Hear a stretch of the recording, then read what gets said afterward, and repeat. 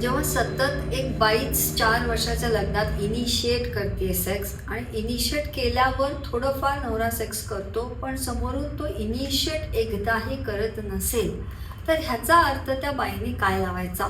तुम्हाला काय वाटतं ते तुम्ही व्हिडिओ शेवटपर्यंत ऐका आणि कमेंट्समध्ये सांगा. माझं त्या सेशनचा, त्या क्लायंट्सच्या बऱ्याच 2-3 सेशन्सच्या इन्साईट्स माझे काय होते तेही मी शेअर करेन. व्हिडिओ शेवटपर्यंत बघा, चॅनलला सबस्क्राईब करा. मी doctor Sabia, India's leading sex and relationship coach. तुम्ही बघत आहात sex coaching with doctor Sabia, making love simple.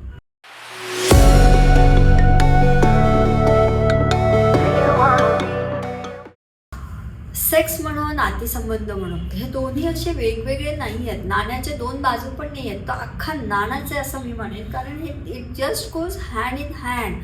भात पाण्यात शिजतं. ते पाण्यात एकदा टाकलं की त्याच्यात पाणी पण असतं आणि ते तांदूळ पण असतं. मग ते तांदूळ वेगळा आणि भात वेगळा. मग मी मेटाफॉरिकली बोलते आहे, म्हणजे हे तेवढं एकजीव आहे सेक्स आणि नातं, लग्न एस्पेशली. आणि जेव्हा एका लग्नात एक स्त्री 4 वर्षापासून तुमच्याकडे सतत सांगते की तुम्ही इनिशिएट का नाही करत आहे सेक्स, तुम्ही सुरू का नाही करत आहे सेक्स, मी केला तर तुम्ही करणार, त्यात पण तुम्हाला परफॉर्मन्सचा प्रेशर आहे. तपासण्या करायला पुढे मागे होता, पण केल्यात तपासण्या तर त्याच्यात 19-20 आहे विषय, टेस्टोस्टेरॉन लेवल्स म्हणा, जे केसच्या अगदी डिटेल्समध्ये नाही जाते. मी हे नाही म्हणत आहे की प्रत्येकजण सेक्शुअली फिटच पाहिजे. एक माणूस लग्नात आल्यानंतर पण त्याला कळू शकतं की त्याच्यामध्ये फिजिकल जे लागतं, टेस्टोस्टेरॉन लेवल, स्किन व्यवस्थित आहे की नाही, इरेक्शन व्यवस्थित होते की नाही, हे सगळं व्यवस्थित आहे की नाही हे मॅटर करतं. आणि समजा अनफॉर्च्युनेटली असं कळलं की नाही त्याच्यात 19-20 आहे, मग त्याचे उपचार घ्यावे लागतात ना. आणि समजा ते उपचार घेऊन पण तुम्हाला एका व्यक्तीसाठी काही वाटतच नाही करावंसं, तर हे पण ग्राउंड रियालिटी आहे की हे एक्सेप्ट केली गेली पाहिजे की मला ह्या पर्टिक्युलर व्यक्तीसोबत सेक्स करावंसंच वाटत नाही. आणि ही इतकी बाद आणि वाईट सत्यता आहे जी कधीच कुणालाच आवडत नाही, त्याच्यावर बोललं जात नाही.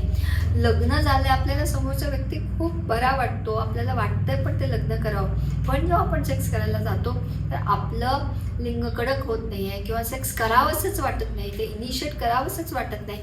मग ह्याच्यात मानसिक काही प्रॉब्लेम आहे, शारीरिक आहे, हार्मोनल आहे. पण द फॅक्ट इज, मराठीत आपण त्याला म्हणतो ना ओढ ही नैसर्गिकच असते. ओढ नैसर्गिकरित्याच येते, ती कृत्रिमरित्या डेव्हलप करता येत नाही. मग मला ओढ नाही आहे, पण मला समोरच्या पार्टनरला हे आवडतं म्हणून मी आवर्जून करणार. मग हे तुम्हाला आयुष्यभर करणं आहे. आणि सेक्ससारखी कृती आयुष्यभर मेकॅनिकली टेक्निकली करत राहायची, हे कसं शक्य आहे गॉड नोज. कारण 2 मुलं होऊस्तोवर ते होणार, त्यानंतर ते होणार नाही.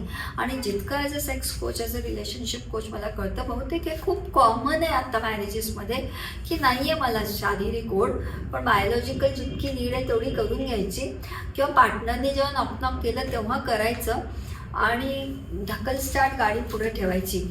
पण मग आता दुसऱ्या व्यक्तीच्याबद्दल बोलेन. समजा जी स्त्री आहे, मी स्त्री आहे समजा, आणि मला खूप वाटतं माझ्या नवऱ्याने समोरून करावं, मी केल्यावर माझ्या मनासारखं करावं. 1 वर्ष झालं, 2 वर्ष झालं, 3 वर्ष झालं, 4 वर्ष झाले, 5 वर्ष झाले, जर तो नवरा मला हवं तसं सेक्स करतच नसेल किंवा समोरून इनिशिएट करत नसेल, कुठेच त्याच्यात रोमॅन्स, कशिश, आणि हे नैसर्गिक असतं ना. मी 2दा शेक हँड करायला हात पुढे केला आणि मग तुम्ही किती आवर्जून शेक हँड हे केलं तेही मला कळतं की मी शेक हँड केला आणि केला म्हणून बळजबरी शेक हँड करायचा, आणि कितीदा तुम्ही समोरून शेक हँडला हात पुढे केला हेही कळतं ना. हे नैसर्गिकच असतं. आणि तसं जर होत नसेल, मग तुम्ही 5-5 वर्ष त्या लग्नात का गप्प आहात? का हे नॉर्मलाइज नाही आहे की सेक्शुअल कंपॅटिबिलिटी मॅटर करते? आणि हो, मग लग्नानंतर कळली आहे, मग लग्नानंतर कळली आहे तर आता आमच्या सेक्शुअल कंपॅटिबिलिटी नाही म्हणून लग्न मोडायचं, हे आपल्या समाजात किती मान्य आहे? हे आपल्याला किती मान्य आहे? आपल्याला एक उम्मीद असते, होप असते. आणि बऱ्याच केसेसमध्ये मुलांचं सेक्शुअल ओरिएंटेशन मुलींमध्ये आहे की नाही, त्यांना मुली आवडतात की त्यांना कोणी दुसरं आवडतं, ते बायसेक्शुअल आहेत का, ते गे आहेत का, ते लेस्बियन आहेत का, आधीपासून माहीत होतं का, की माहीत असून लपवलं होतं का, की लग्नानंतर कळलं, की उमजतच नाही आहे. जे काही असेल, एका पार्टनरला पाहिजे तसं शारीरिक सुख मिळतच नसेल आणि समोरच्याला बऱ्याचदा ते सांगून झालं असेल आणि समोरचा ते देऊच नाही शकत आहे किंवा देऊ इच्छित पण नाही आहे आणि नॉक केल्यावर ते देत असेल, अशा केसेसमध्ये तुम्हाला काय वाटतं, अशा जोडप्यांनी काय केलं पाहिजे? प्रामाणिकपणे कमेंट सेक्शनमध्ये टाका. केस खूप पर्सनल होती, त्यामुळे खूप खोलात नाही जात आहे. फक्त हा थॉट मला सोडायचा आहे की विचार करा ह्यावर थोडा. आपण समाजात ह्या गोष्टीवर विचार तरी केला पाहिजे, बोललं गेलं पाहिजे. मला कांदा लसूण जर चालतच नाही, समोरचा मला म्हणतो तर नॉनव्हेज खा, म्हणजे मी बिना कांदा लसूण खाणारी आहे, लेट्स अज्यूम, मला ते चालतच नाही जेवणात, आणि समोरचा मला कांदा लसणाचा महत्त्व शिकवतोय, समजवतोय, मी खाऊ शकणार आहे का विथ कांदा लसण? मी व्हेजिटेरियन आहे तर मी व्हेजिटेरियन आहे, मी नॉन व्हेजिटेरियन आहे तर मी नॉन व्हेजिटेरियन आहे. तसंच सेक्शुअल ओरिएंटेशन असतं, तसंच एकमेकांसाठी असणारी ओढ असते, त्याची 100 कारणं असू शकतात. पण म्हणजे पहिल्यांदा मी आयुष्यात एका कपलचे 5 सेशन्सचे घेतलेले पैसे 3 सेशननंतर मी रिफंड केलेले आहेत समोरून, कारण मला नाही वाटलं तिथे सगळंच उघडं नागडं टेबलवर असताना पण आपण नुसतीच चर्चा करत बसायचं. कारण एवढी माहिती एका नात्याची, स्वतःची, आपल्या नात्याची समोर आल्यानंतर आपल्याला काहीतरी खूप अवघड निर्णय घ्यावे लागतात आणि ते निर्णय न घेता अजून क्लॅरिटी घ्यायची, कशाची क्लॅरिटी घ्यायची? त्यामुळे मला पैसे रिफंड करावे लागलेत, कारण तिथं पूर्ण क्लॅरिटी, भरपूर चॉईसेस दिले गेलेत. आता ॲक्शन घ्यावी लागणार ना, आणि आपण ती ॲक्शन घ्यायला तयार नसतो. आपल्याला आपली सत्यता माहीत असते, पण आपण त्याच्यापासून पळत असतो, लपवत असतो आणि आपण कृती करत नसतो. ह्या चोपमध्ये की समोरचा बदलेल, पण कधी समोरच्याच्या बदलण्याची वाट पाहण्यापेक्षा आपल्यामध्ये काय क्षमता आहे, आपण कशापासून पळतोय, आपण काय दडवतोय, आपण काय लपवतोय, हे चेक केलं गेलं पाहिजे.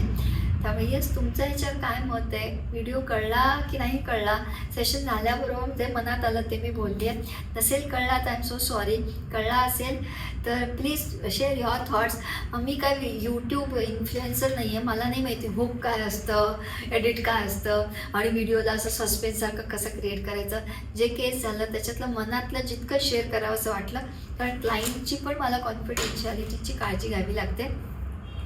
फक्त एक थॉट मांडला आहे तुमच्यासमोर, एक अशी स्पेस क्रिएट करायची जिथं निदान चर्चा तरी करू ना.